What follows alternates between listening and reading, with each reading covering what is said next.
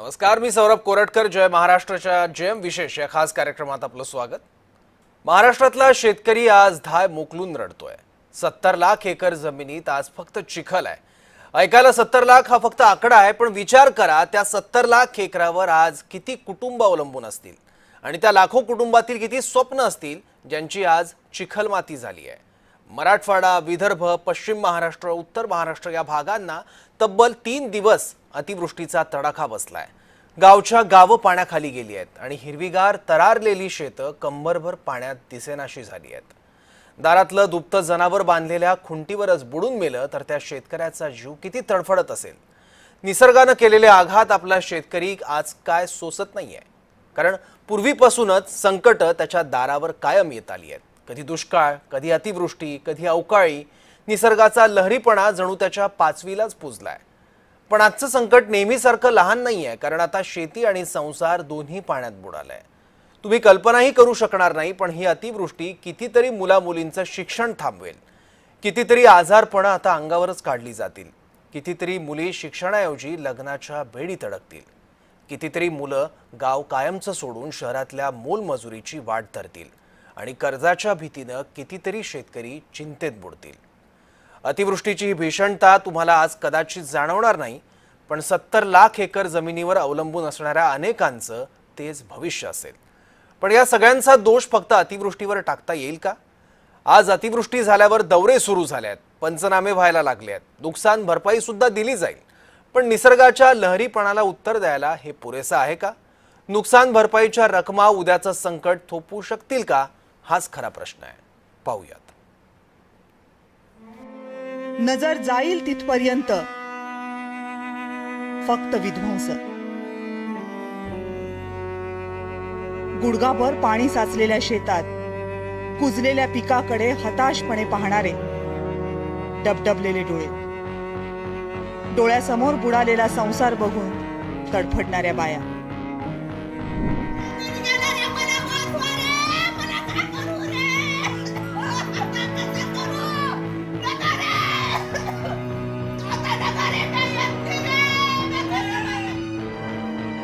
ही सगळी दृश्य पाहून आज अवघा महाराष्ट्र रडतोय.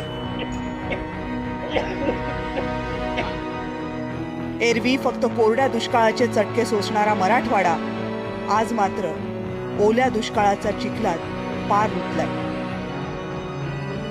गेले 3 दिवस मराठवाड्यात पाऊस धोधो बरसला. कधी नव्हे इतका पाऊस झाला. गावच्या गावं पाण्यात बुडाली. शेतं दिसेनाशी झाली. पाऊस मुसळधार झालाय. 8 दिवस झाले पाणी हटाना. सारे झाडं उलथून पडले. सारी ठिबक पाईपलाईन वाहून गेली आणि आमचे हे फळबाग पहिल्याच वर्षी पीक आलं आणि असं झालं. आम्ही इतकी मेहनत केली, खत पाणी घालून काही उपयोग नाही झाला आमचा. आमची याची भरपाई करून द्यावा अशी सरकारला विनंती आहे. आम्ही फोन केला होता तलाट्याला गावात निंबोडीमध्ये, तर ते येऊ राहिलेत. आता अजून काही आले नाहीत. आम्ही फोन सकाळीच केलेला आहे 7:30 दरम्यान. ते काही आले नाही. आमचे असं भरपूर नुकसान झालेलं आहे. संत्रा असा गळून गेलाय, सगळे झाडं काही उलटून गेलेत. तर अशी नुकसान झालेली आहे आमची. बघा काय सरकारने एवढंच फक्त लक्ष द्यावं, तातडीने बघून यावं. हे शेतामध्ये माती नाही राहिली, काहीच नाही, सगळं उलटून झालं. आता हे फळबाग कधी येईन का नाही याचा भरोसा नाही. आता गेल्या 3 दिवसात मराठवाड्यामधल्या बीड, धाराशिव, परभणी तर उत्तर महाराष्ट्रातल्या अहिल्यानगर आणि जळगाव या जिल्ह्यांमध्ये अतिवृष्टी झाली. शेकडो गावं पाण्यात बुडाली. 27 जणांना हेलिकॉप्टरनं बाहेर काढावं लागलं. NDRF आणि SDRFनं 200 पेक्षा जास्त लोकांना सुरक्षित ठिकाणी हलवलं.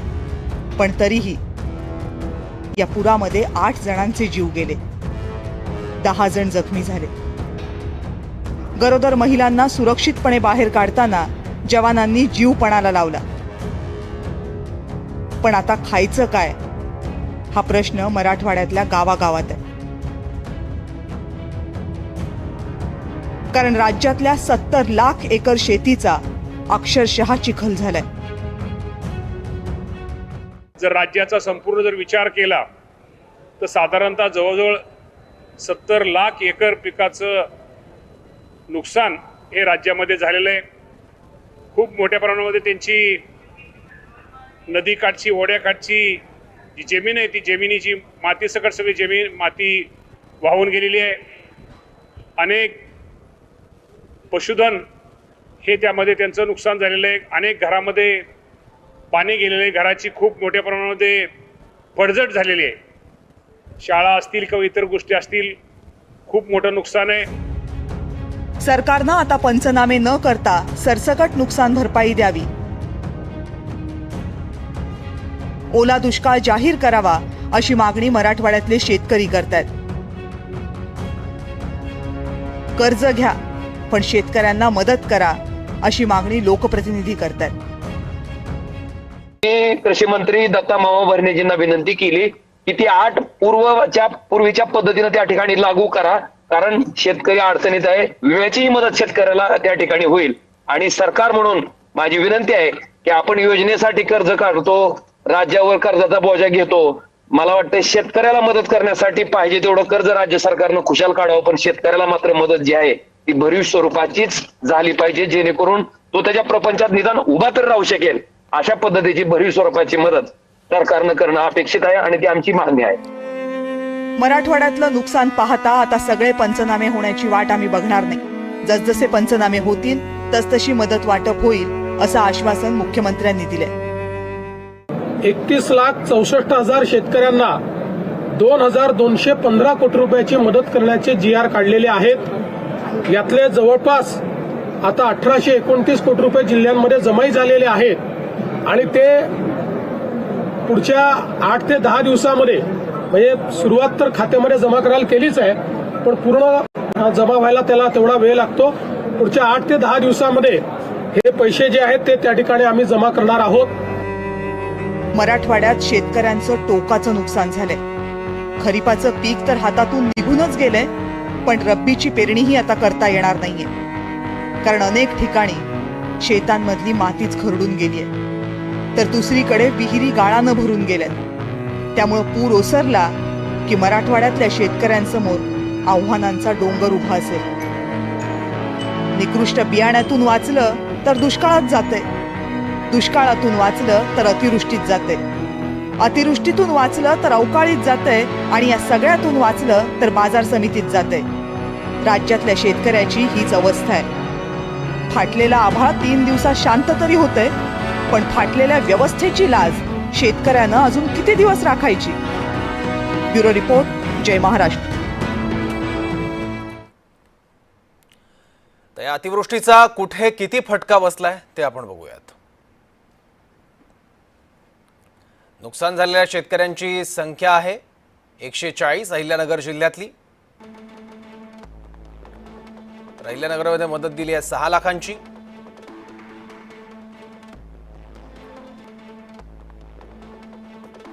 नुकसान झालेल्या शेतकऱ्यांची संख्या बीड जिल्ह्यात आहे 9,14,000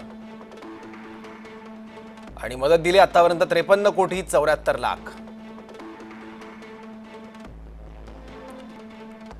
अमरावती जिल्ह्यात सरासरी पाऊस झाला 165.9 मिलीमीटर। वाहून गेलेली जनावर आहेत अमरावती जिल्ह्यात 59। घरांचं नुकसान झालं 1,799।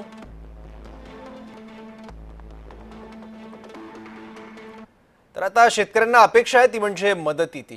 ते एनडीआरएफचे मदतीचे निकष नेमके काय आहेत ते पाहूयात। मृत्यू झाल्यास 4 लाखांची मदत एनडीआरएफ कडून दिली जाते। कायमस्वरूपी अपंगत्व आल्यास 4 लाख रुपये। गंभीर जखमी व्यक्तींना 12,700 रुपये आर्थिक मदत। 33% पेक्षा जास्त पीक हानी झाल्यास नुकसान भरपाई। सिंचनाखालील जमीन 13,500 रुपये प्रति हेक्टर, म्हणजे जास्तीत जास्त 2 हेक्टर पर्यंत मदत मिळते। बागायती पिकं 18,000 रुपये प्रति हेक्टर, जास्तीत जास्त 2 हेक्टर पर्यंतच मदत दिली जाते। कोरडवाहू पिकं 6,800 रुपये प्रति हेक्टर, जास्तीत जास्त 2 हेक्टर पर्यंत। म्हैस घोडा गाईचा मृत्यू झाला 37,500 रुपये प्रति जनावर। शेळ्या मेंढ्या 3,750 रुपये प्रति जनावर, जास्तीत जास्त 30 इतकी मर्यादा आहे. प्रति कोंबडी 100 रुपये, जास्तीत जास्त 30 कोंबड्यांपर्यंत मदत दिली जाते. उद्ध्वस्त घरासाठी 1,30,000 रुपयांची मदत मिळते.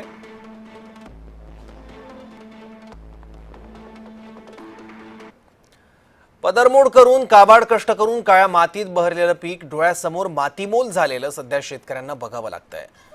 डोळ्यासमोर सगळं उद्ध्वस्त झाल्यानंतर एका महिला शेतकऱ्याने टाहो फोडलाय. उभ्या पिकात पाणी शिरल्यानं या वृद्ध महिलेला आपल्या भावना अनावर झाल्या आहेत. लातूरच्या निलंगा तालुक्यातल्या गुंजरगा गावातली ही दृश्य आहे. तेरणा नदीला आलेल्या पुरामुळे शेतात पाणी शिरलं, त्यामुळे कांताबाई शिंदेंनी अक्षरशः हा टाहो फोडलाय.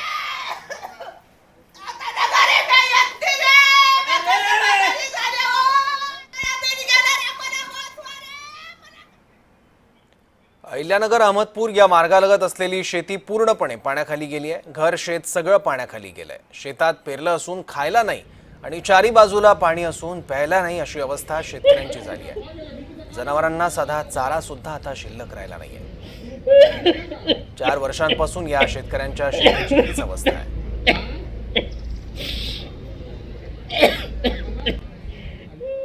मी शासनाकडे काय मागव हेच मला समज. वैरण मागू का, पाणी मागू का, जमिनीतला चारा मला मागू का, राहण्याचं ठिकाण मागू, मला एक काही सुद्धा समजत नाही. तरी शासनाने माझ्याकडे लक्ष द्यावे विनंती.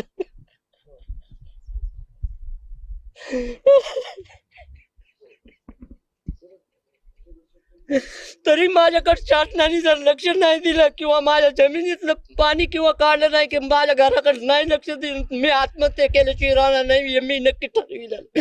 एवढं शासनाने माझ्याकडे लक्ष द्यावं ही नम्रता. मी काहीच बोलू शकत नाही आता.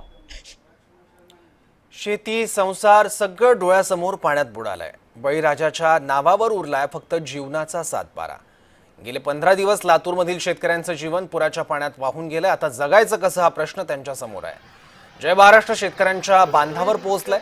शेतकऱ्यांनी त्यांची व्यथा जय महाराष्ट्र समोर व्यक्त केली आहे. पाहूयात. मराठवाडा आणि लातूर जिल्हा म्हणलं की नेहमी दुष्काळाची परिस्थिती डोळ्यासमोर उभा राहते. आता लातूर जिल्ह्यामध्ये मागच्या 8 ते 12 दिवसापासून झालेल्या मुसळधार पावसामुळे अक्षरशः या जिल्ह्यातल्या शेतकऱ्यांच्या स्वप्नांचा चिखल झालाय. मी ज्या ठिकाणी उभा आहे ती ही सोयाबीनची शेती आहे. आपण जर पाहिलं तर माझ्या पाठीमागचा हा जो परिसर आहे तर अक्षरशः गुडघ्यापेक्षा जास्त पाऊस या ठिकाणी झालेला आहे आणि संपूर्ण पीक जर आपण या ठिकाणी पाहिलं तर ते संपूर्ण पीक पाण्याखाली आहे. अहो साहेब, एवढी परिस्थिती पिकला 2 लाख रुपये याला काढून आम्ही पुण्याला नाचून शाळेत घातले. त्याचे या सारता शेतीतून बेजार होतो. आता या सोयाबीनवर कसं 1 लाख रुपये सारावं म्हणलं. पोराची कमाई नाही, नाचून मला शिकवायची पाहिजे शेतीतून. अशी परिस्थिती झाली आहे की सकाळी 7 वाजता मी फाशी घ्यायला निघालो. अक्षरशः फाशी काही शेजाऱ्यानं जावं माझ्या हातातलं घेतलं. तुम्हाला काय सांगून उभे काय. सोयाबीनला भाव नाही, काय करायचं. मजूर लोक तर एकरी 5,000 मागायला लागले. कसं काढायचं, काय करायचं. ह्याला भाव नाही, काही नाही. ऊस लावले, ऊसाला तसलंच. सोयाबीन आलं, सोयाबीनला तसंच. मग करायचं काय शेतकऱ्यानं, काय नाही. कुठं अनुदान, कुठं 2,000 आणि 5,000 देऊन काय आमचं पोट भरतं का. एकतर शासनानं कुठलं कर्जमाफी केली नाही, शासनानं कुठलं काही रुपये दिले नाही आणि गेल्या वर्षी आम्हाला विमा पण भेटलेला नाही. 1 रुपयात केला त्या टायमाला भेटला नाही, आता विमा भरलाय. आता येईल ही कशावरून. परतीच्या पावसानं केलेला हा जो धुमाकूळ आहे, सणासुदीचे दिवस आहेत, नेमकं येणाऱ्या काळामध्ये दिवाळी दसरा गोड होईल असं वाटतं. तर काय भावना आहेत शेतकऱ्यांच्या ते आपण बघितलं. तर बीडच्या चिंचोली गावाला सिंधुपणा नदीचा वेढा पडलाय. एका गर्भवतीला दवाखान्यात दाखल करण्यासाठी एनडीआरएफची मदत घ्यावी लागली आहे. रुग्णवाहिकेच्या मदतीनं गर्भवतीला दवाखान्यात दाखल केलंय. वेळीच मदत पोहोचल्यानं मोठा अनर्थ यावेळी टळलाय. माजलगाव तालुक्यात सध्या प्रशासन आता अलर्ट मोडवर आहे. एनडीआरएफची ही टीम बनवून चक्क मदतीला धावली आहे.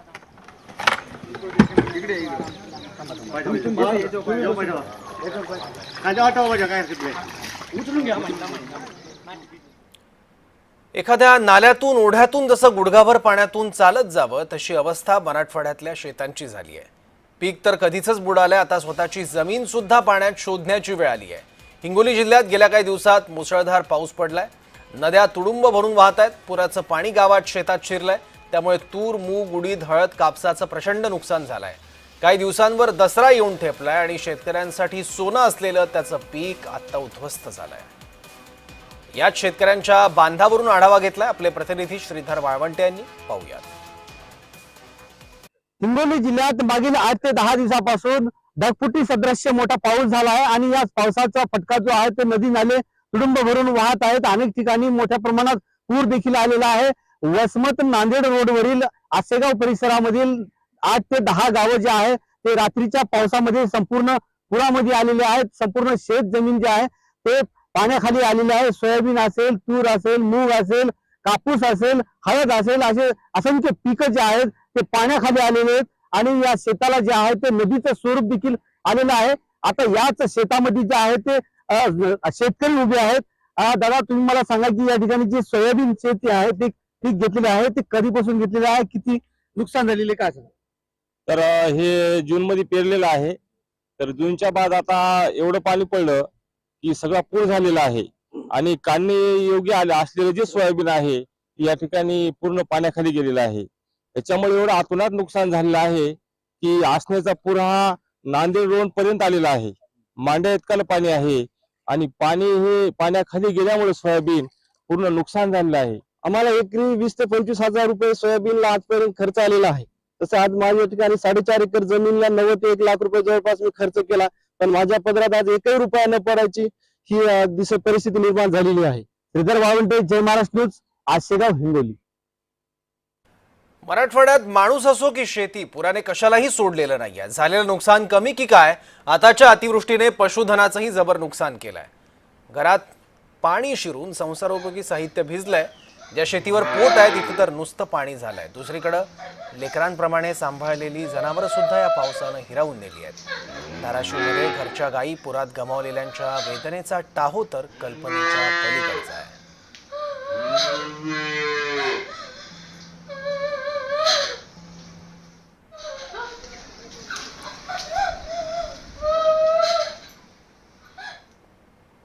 दुधना नदीला आलेल्या पुरात शेतकऱ्याच्या गायीच मेल्या। आज घरात वाटीभर देखील दूध नाही किंवा दूध देणाऱ्या गायाच दगावल्या। भूम तालुक्यातील बेदरवाडी येथील घटना ही दुधना नदी आणि दुधना नदीचा हा जो परिसर आहे तो अक्षरशः तुम्ही बघू शकता की खरबडून गेलेला आहे। महापूर या नदीला आलेला आहे आणि यामध्ये या शेतकऱ्याच्या गाया दगावलेल्या आहेत, दूध देणाऱ्या गाया दगावल्यात। आपल्यासोबत ताई आहेत। मला सांगा ताई, नेमकी काय घटना घडली, कधी घटना घडली? रात्री संध्याकाळी 7 वाजता पाऊस चालू झाला होता। 7 ते 9 या सुमारास नदीला खूप मोठा पूर आला। गावातील सर्व तरुणांनी मिळून आम्हाला कॉल केले व आमच्याकडे आले, म्हणाले चला आपण तुमच्या जनावराकडे जाऊ। पण त्या नदीच्या पलीकडे येऊन तिकडून पाहिलं तर पलीकडे पाणी निम्या गावापर्यंत पाणी गेलेलं होतं, त्यामुळे अलीकडे येणं शक्यच नव्हतं। तिथूनच त्यांनी बॅटरी लावून बघितलं तर जनावरांचं हे शेड आमचं अख्खं पाण्याने भरलं होतं। आमचे फक्त वासरवरी तरंगत होते आणि जनावरांचे डोळे आम्हाला दिसत होते फक्त। त्यामुळे आम्ही घरी गेलो आणि रात्रभर काही सुद्धा करता आलं नाही आम्हाला। आता वासरं ओढतं, आता काय वेळ आली, आत्महत्येची वेळ आली। आता शासनाने लवकर आमच्याकडे लक्ष द्यावं। आमची एक गाय वाहून गेली, एक मेली, बैल मेलाय। त्याची इथं किती शेती आहे तुम्हाला? आम्हाला 2 एकर शेती आहे। सोयाबीन वाहून गेले सगळं। नक्कीच आपण बघितलं तर मोलमजुरी करून केवळ 2 एकर शेतीवरती हे उपजीविका भागवत होते वनवे कुटुंबीय। आता त्यांच्या ज्या गायीच्या दुधावरती त्यांना घरदाराला पैसे उत्पन्न येत होतं त्याच गायी अक्षरशः मरून गेल्यात, दगावल्यात। त्यांची वासरं मात्र जिवंत आहेत। अक्षरशः हृदयद्रावक घटना ही भूम तालुक्यातल्या बेदरवाडीतली आहे। उदय साबळे पाटील, जय महाराष्ट्र, बेदरवाडी, धाराशिव। तर सर्व मंत्र्यांनी पूरग्रस्त भागांची पाहणी करा, तसंच उद्यापासून नुकसानग्रस्त भागाचा दौरा करा असे आदेश मुख्यमंत्री फडणवीसांनी मंत्र्यांना दिले आहेत। बैठकीमध्ये राज्यातल्या पूरस्थितीबाबत चर्चा झाली, त्यावेळी मुख्यमंत्र्यांनी हे आदेश दिले आहेत। तर मुख्यमंत्री स्वतः पूरग्रस्त भागाचा दौरा करणार आहेत। शेतकऱ्यांच्या बांधावर जाऊन त्यांची विचारपूस करणार आहेत। तसंच पावसामुळे झालेल्या नुकसानग्रस्त भागाची ते पाहणी करतील। उपमुख्यमंत्री शिंदे हे सुद्धा पाहणी दौरा करणार आहेत। एकनाथ शिंदेंनी शिवसेनेच्या मंत्र्यांनाही धाराशिवचा दौरा करायला सांगितलंय। तर उपमुख्यमंत्री अजित पवार सुद्धा पुण्याचे कार्यक्रम रद्द करून मराठवाड्याच्या दौऱ्यावर जाणार आहेत। त्याचबरोबर उद्धव ठाकरे सुद्धा धाराशिवचा दौरा करणार असल्याची माहिती आहे। एकीकडे उद्धव ठाकरेंनी पूरग्रस्त भागाचा दौरा करण्याची घोषणा केली आहे, तर दुसरीकडे यावरून मुख्यमंत्र्यांनी उद्धव ठाकरेंना टोला लगावलाय। खरं म्हणजे मला याचं राजकीयकरण करायचं नाही, पण अशी मागणी उद्धवजींनी करणं हे किती हास्यास्पद आहे. कारण त्यांच्या काळामध्ये ज्यावेळेस अशा प्रकारची घटना झाली होती त्यावेळेस लाल कार्पेटवर काय झालं होतं मला आता त्याच्यात जायचं नाहीये. पण ठीक आहे, त्यांनी राजकारण करू नये अशी माझी अपेक्षा आहे. लोकांना अशा काळामध्ये राजकारण अपेक्षित नसतं. सगळ्यांनी मिळून लोकांना मदत केली पाहिजे. पण दुर्दैवाने आपल्या राज्यामध्ये काही पक्षांना प्रत्येक गोष्टीत राजकारण करायचं असतं, त्यामुळे मी त्यांच्या राजकारणाकडे लक्ष देणार नाही. तर ठिकठिकाणी सरकारची मदत पोहोचते असा दावा उपमुख्यमंत्री अजित पवार यांनी केलाय. मोठ्या प्रमाणावर आपल्या महाराष्ट्रातल्या वेगवेगळ्या भागातल्या शेतकऱ्यांचं अतोनात नुकसान झालेलं आहे. पिकं सगळी पाण्यामध्ये गेलेली आहेत. काही गावं पण त्यांना पाण्याने वेढलेलं आहे. परंतु जिथं आपल्याला हेलिकॉप्टर पाठवून एअरलिफ्टिंग करण्याची गरज आहे तिथं आम्ही तशा पद्धतीनं एअरलिफ्टिंग करतोय. जिथं आपल्याला बोटी पाठवून त्यांना सुरक्षित ठिकाणी आणता येईल तिथं तशा प्रकारे आपण आणतोय. अनेक ठिकाणी जायला रस्ते देखील पूर्णच्या पूर्ण वाहून गेलेले आहेत. तर कर्जमाफीबाबत सरकार गंभीर असून योग्य वेळी निर्णय घेऊ अशी माहिती उपमुख्यमंत्री एकनाथ शिंदे यांनी दिली आहे.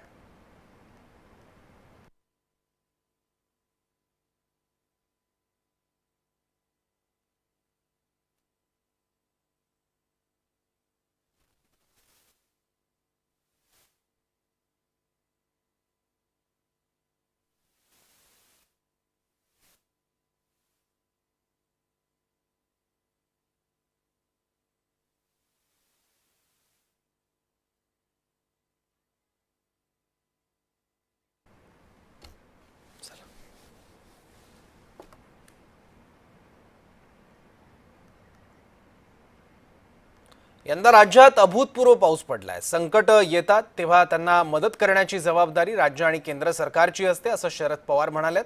तसंच संजय राऊत आणि ओमराजे निंबाळकरांनीही काय म्हटलंय पाहूयात. राज्याचे मुख्यमंत्री आहेत, मुंबईत आहेत. मोनोरेल मेट्रो वगैरे उद्घाटन मुंबईत ठाण्यात करतायत. राजकीय भाषणं करतायत. निवडणुकांची आखणी करतायत. त्यांचे इतर मंत्री जे सहकारी आहेत ते सुद्धा त्यात अडकले आहेत. पण थोडं यातून बाहेर पडून पुढला काही काळ सरकारनं आणि मुख्यमंत्र्यांनी फक्त मराठवाड्याकडे लक्ष देणं गरजेचं आहे. मी कृषी मंत्री दत्ता मामा भरणेजींना विनंती केली की ती पूर्वीच्या पद्धतीनं त्या ठिकाणी लागू करा. कारण शेतकरी अडचणीत आहे. विम्याचीही मदत शेतकऱ्याला त्या ठिकाणी होईल. आणि सरकार म्हणून माझी विनंती आहे की आपण योजनेसाठी कर्ज काढतो, राज्यावर कर्जाचा बोजा घेतो. मला वाटतं शेतकऱ्याला मदत करण्यासाठी पाहिजे तेवढं कर्ज राज्य सरकारनं खुशाल काढावं, पण शेतकऱ्याला मात्र मदत जी आहे ती भरीव स्वरूपाचीच झाली पाहिजे, जेणेकरून तो त्याच्या प्रपंचात निदान उभा तर राहू शकेल. अशा पद्धतीची भरीव स्वरूपाची मदत सरकारनं करणं अपेक्षित आहे आणि ती आमची मागणी आहे. यंदाच्या वर्षी पाऊस महाराष्ट्रामध्ये अभूतपूर्व पडला. साधारणतः महाराष्ट्राचे जे जिल्हे दुष्काळासाठी प्रसिद्ध आहेत आणि जिथं पाऊस पाणी याची कमतरता असते त्या जिल्ह्यांच्यामध्ये अतिवृष्टी झाली आणि त्याचा प्रचंड परिणाम शेतीवर, गुराढोरांच्यावर आणि शेतकऱ्याच्या संसारावर झालेला आहे. आणि या बातम्यांसह जेएम विशेषमध्ये आज इथेच थांबूयात. पाहत राहा जय महाराष्ट्र.